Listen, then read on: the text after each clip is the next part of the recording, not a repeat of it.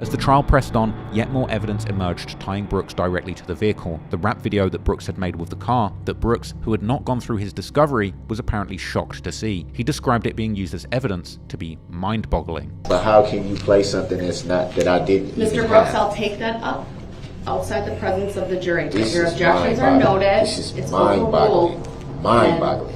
In the video, the red Ford Escape is unmistakably visible, adding another heavy blow to an already unwinnable case. Then Brooks even went so far as to admonish the judge for permitting laughter at what many deemed his laughably poor defense, a difficult task for even the most seasoned attorneys. Objection, Your Honor. Why is something always funny at that table? It would be the same thing. I take that as disrespect because they were allowed to say something and I said under my breath that was disrespect. I would direct both parties to avoid commentary. Okay, well, can you do that, please? This will be followed by security camera footage provided by Brooks' own mother that was presented along with a damning still image presented in court showing him next to the car on the day of the parade. Then, after prosecutors rested their case, Brooks gave his statement, telling the jury that there are always two sides to every story. Everyone in this room has been taught pretty much as far back as we can remember is that there's always two sides to every story. And instead of outlining any solid defense theories that might save him from prison, he would then break down in tears, claiming to be hurt by the names and speculations that had come his way. There's been a lot of words thrown out there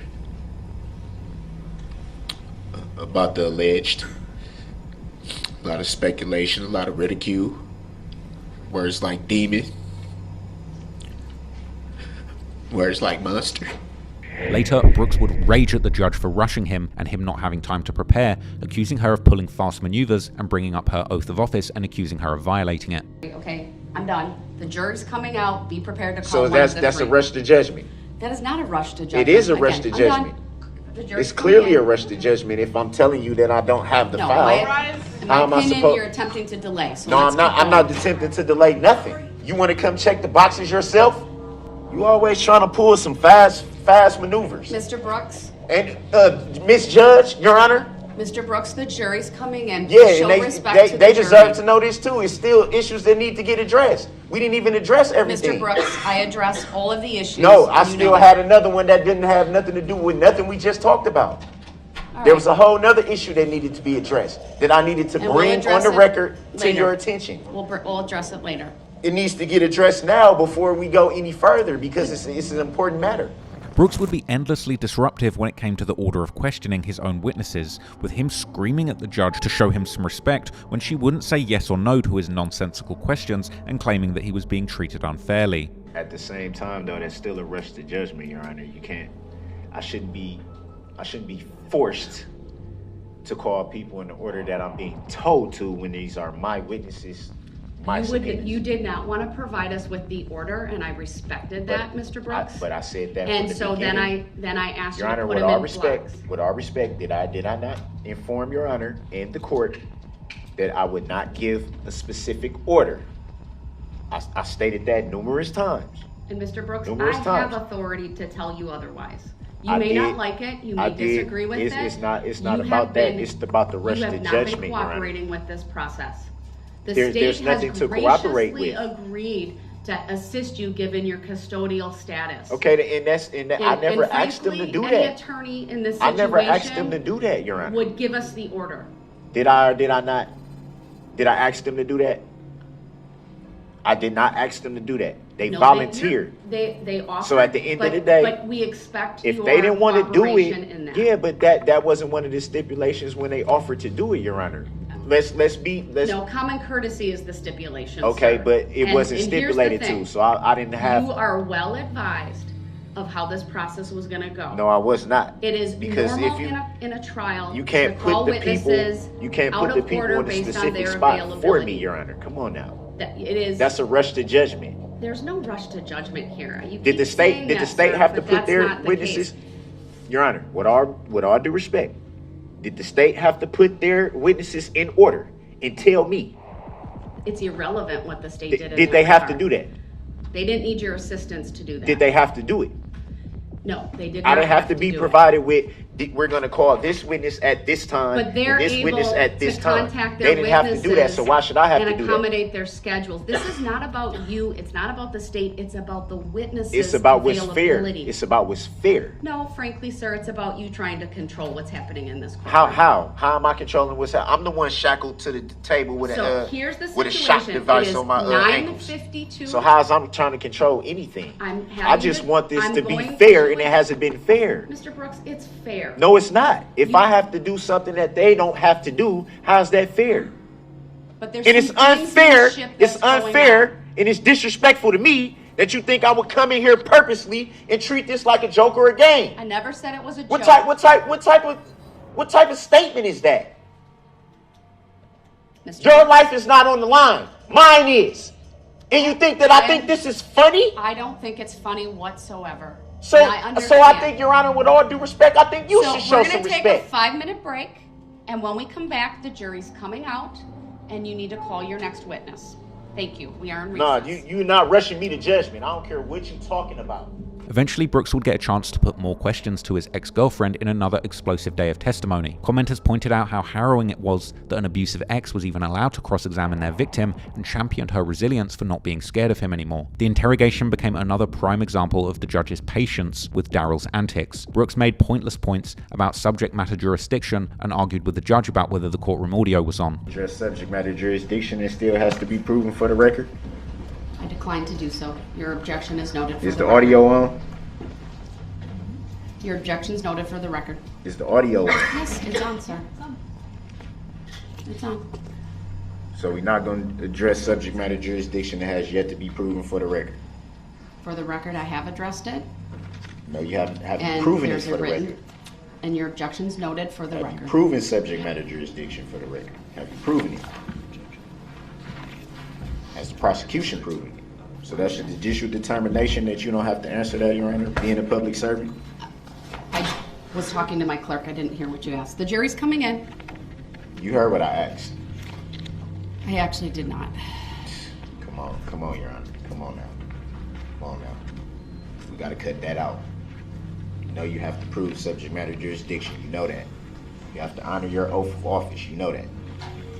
When Brooks's ex arrived, she was asked numerous questions about their past and relationship, recounting her finding out that her friend Corey had been hit by Brooks prior to the parade murders. Call your friend Corey or the friend that she had left you to hang out with? Corey's phone, I kept calling her phone kept going to voicemail, and I called Nick's phone. He put Corey on the phone. I said, Darrell Brooks had just hit me.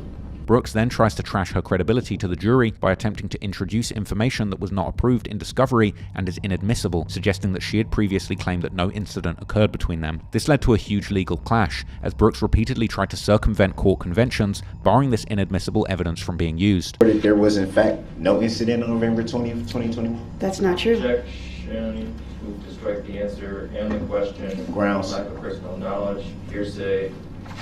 Sustained. I'll strike the question and the answer. The reason stated, serve, rephrase, or... So can I show the witness that same paperwork that I attempted to show? No, And why not? not relevant. How's it not relevant when that was just testified to? Wouldn't that be opening the door? No. Next question. Any reason why it would be reported no incident happened on November 20th of 2021? Same objection. Grounds. Some facts not in evidence. Sustained. Grounds for the sustain? The record speaks for itself. Brooks then tries to show unapproved pictures in the court and is admonished for not following proper procedures. I don't know if you can see them from here, but do you recognize these pictures? You need to show those to the state. The bailiff will take them. It's not proper procedure, sir. These were pictures of their kids, and Brooks was trying to argue that she breached a no-contact agreement by giving these pictures to the defendant, causing another legal clash. There's been no contact. How would the alleged defendant obtain photographs from you if there's been no contact? Objection. Grounds. Assumes the fact not in evidence. Grounds.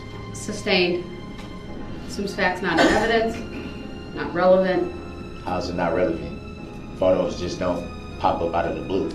Mr. Brooks, assumes facts, not in evidence, this- and any and at facts. this point I got the pictures conduct right here. after Facts. the alleged date of violation here is not relevant. The judge warned Brooks that introducing more outside evidence opens up the prosecution to do the same thing, which could potentially damage his defense. Brooks then claims a letter that he was going to show was removed from his desk, causing another stir in the courtroom. And I Okay, want well, you to that make was the a proper record. procedure. If you don't make a record, So then what? I can't make a ruling. It threw people off a loop. They weren't ready for it. They scared of it. That's what it is. Come on, man. Mr. Brooks. Come on, man. Stop. When you Stop aren't Stop even it. letting You're a me public ask the servant, Your Honor. questions. I respect your courtroom. I You respect do. you. You're a public servant, though. Your job is to be the referee. Is it or is it not? You stated so yourself on record that your job is being the umpire. Your Honor, I asked Ms. Patterson to be excused. Yes, you can be excused. My apologies. My apologies, too, but it needs to be some truth. Especially when we're talking about stuff that didn't even happen, but they're allowed to get on the stand and say that it happened when they know it didn't happen. So I'm going to make a record about what This he's is referring ridiculous, to in man. count 77. Okay. The And what happened to that paper? Because it was on the table. Then when I Mr. come Brooks, back in, I it's need to nowhere make be a found. record of a variety of So who things. took my paper? And you keep interrupting me repeatedly today. I have shown an abundance of patience this morning. I've warned you repeatedly about being removed from the courtroom. Brooks' claim of receiving the photo from Erica is directly challenged, with Brooks showing an embarrassing lack of legal knowledge or proof. Again, it assumes facts that aren't here. You're assuming this witness sent it. I don't know. But even if she did, what relevance does it have to her credibility before this jury? It goes to the credibility because she's put on this facade of being so afraid of someone, but yet still, you know that we're not supposed to have contact, but you still sneaking behind and saying, "Oh, I wonder how you're doing," and oh, this and this and that. I don't think she's ever said she was afraid. I ooh. think that was the officers who may have stated that. I'm going to ask you point blank. Did you get a letter that's signed from her? I got. What do you mean signed? No How do one you signs know? letters. What's your why do you have a belief that they are from her? I have multiple letters from her. You're not answering my question. Why do you believe the letters are from Erica Patterson? Because they were sent from Erica Patterson. Why else would I? Were they signed by her? What do you mean signed? Did she write her name on the letter? Was Are it the you- content are you of the kidding letter? me? No, I'm not kidding you. I need to make a record, sir. You're making a statement that these letters are from her and that they're relevant to her credibility. Your Honor, I'm gonna go out on a limb here. And I'm asking you why you hold that opinion. I'm gonna go out on a limb here and assume, which I know is true, you've never been in my position. You've never been in jail. So you've never received a letter from someone writing someone in jail. No one is gonna when you You're say not to me, answering my when question, you say to sir. me, What's the basis why you believe they're from Miss Patterson?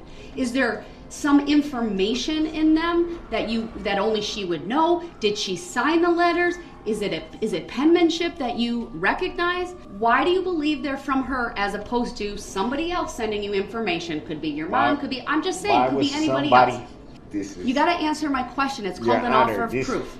But you still got to understand why this is mind-boggling to me. Like, how I got a child with this woman. Why would I not know her handwriting? These pictures, first of all, should not be admissible. One, because of a discovery violation. We've never seen them before. Two, because we have reason to believe that he did not get them from Erica Patterson. He is on a jail phone call talking to his mother, Dawn Woods, about Dawn Woods sending these photographs to him. Now, That's a lie. I object to Let that. the state make their argument without interruption, sir. That's a lie, though. This led to a courtroom explosion, where the prosecution said that they know from a jail call that the images were not sent by her directly, and that if the images are introduced in an effort to trash the witness's credibility as a bad mother, then the prosecution are free to introduce evidence that she was a minor when Brooks got her pregnant, massively triggering Brooks. three, I believe that these photographs are designed to make a suggestion to the jury that Erica Patterson is a bad mom. I think that that's what the defendant is trying to do. And if we're going to go down that road, then we would be forced to counter that claim. First of all, it doesn't make her an incredible witness, if it's even true.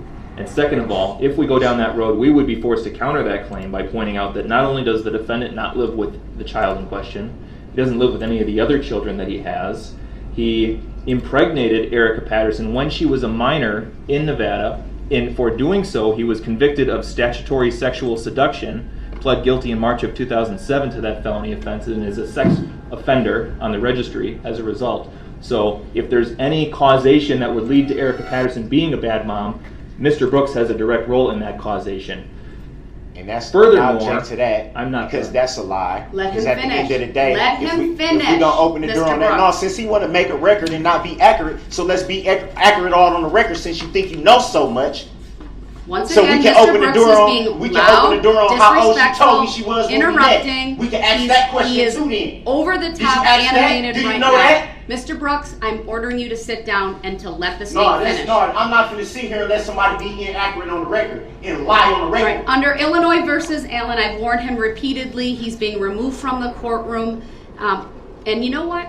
Let me dial that back. We're just going to take an early lunch, 1 hour. We'll be back. And unless he brings that letter and he can show it is inadmissible, she will not be questioned. And under 906.11, I will declare the cross-examination closed. Thank you. We're in recess. 1 hour. Get your facts straight. So let's open the door on all of it then, so we can get all of it on the record. Since you think you know so much. Did you know she said she was 18 when I met her? Did you know that? The prosecutors had obviously hit a nerve. Brooks would also grin while later calling out the prosecution for what he labelled as coaching the witness during cross-examination, ironically claiming in court to be far from an idiot and doing impressions of the witnesses. How are some of these answers allowed to pass when they're coming straight from reports made by the people on the stand? Very curious. I don't understand your question. I'm not sure what you're asking me. What I'm asking is, reading from the report that the people on the stand are giving, the report that they gave to law enforcement. If you're asking me whether there's a mechanism in the rules of evidence and how to establish that before the jury, the answer to that is yes. If you're asking me how you do that, I'm not going to answer that. I didn't ask how. I just, to be blunt, which I've been since the beginning of this trial, obviously, I see the whole strategy here by the prosecution. I see right through it. Don't have any cross-examination, mainly because you've already schooled the people getting on the stand on how to answer certain things. Well, that is completely speculative on your part without any obvious. basis in law or fact. It's obvious. I'm not going to give you any more legal advice further than that. I don't think I have to So call any other witnesses that's if not you're on the asking me to stand. strike their testimony based on your I didn't say perceived, anything then that's about that. all right. Then I'm going to bring the jury back out and you're going to call your next witness. So I'm So not is hearing a request from you at this time. You said you wanted to raise a legal issue. What's the legal issue? The legal issue is how is the state allowed to coach the people You're getting on the assuming they stand? spoke to them and coached them. It's obvious. I'm not stupid.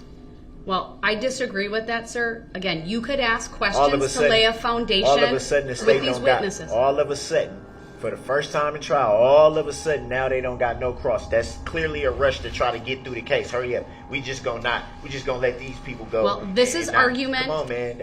This is argument on your part, sir. It is pure commentary I just at want this that on point. the record. I see through it. And your Nice try, see-through but I see through it. has absolutely no basis in fact. Yeah, I know that's what's being done. You Come could on, man. ask these questions. You could Come on, ask man. these Got the right witnesses one. certain questions, and you're I'm not. far from an idiot. They're your witnesses, sir. If you believe. So I'm gonna start asking every witness up here that they seem just to mysteriously now not have any cross for. Have they been coached to answer the way they answer? Because Well, you can't ask that, but you can ask them if they've met with anyone ahead of their testimony here today, which you've done with other witnesses. I find it very funny that these are their reports, and now all of a sudden you can. Oh, I saw the person in the car. Oh, but Mr. Brooks, I saw them this is an reach for attempt by something. you Oh, to I don't. delay these I don't recall what they had on. Mr. Brooks, You can there's recall no seeing purpose somebody for you reach saying something this and right don't now. know what they had on. I find that All right, very. I'm having the jury brought man. out. I'm instructing you to Come on, avoid man. the commentary when the jury comes out, or you will I didn't forfeit say- your right to be I didn't say present. nothing. Upon return, the exchange escalated to a back and forth with the judge. We should probably discuss that. I would like to provide the defendant and the court with a copy So that had to of be the- said. So it's the defendant. That's not how it was said. That was how I completely said. You want to run the disagree. record back? The tension peaked when Brooks fixed the judge with a cartoonishly menacing stare, a look so overbearing that the judge abruptly halted proceedings, saying that she was scared for her own safety. Criminal trespass to dwelling from 2006. Right, I need to take a break. This man right now is having a stare down with me. It's very disrespectful. He pounded his fist. Frankly, it makes me scared. And we're taking a break. But at this point in the trial, something else shocking would happen behind the scenes that would change absolutely nothing.